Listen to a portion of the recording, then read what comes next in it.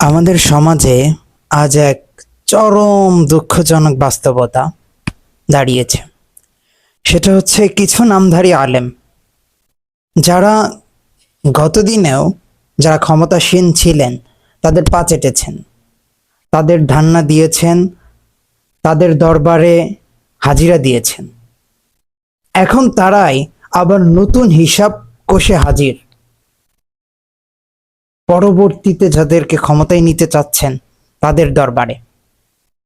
তাদের সবচেয়ে বড় অস্ত্র হলো ফতুয়াবাজি।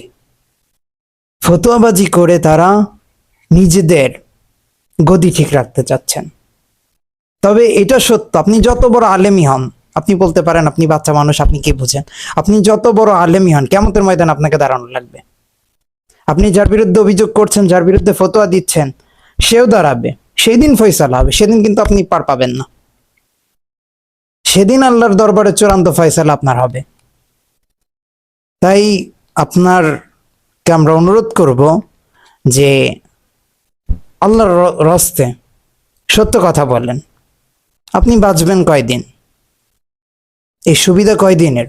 সত্য কথা বলেন, জাতির সামনে সত্য কথা বলেন। জাতি আজ খুবই ক্লান্ত লগ্নে।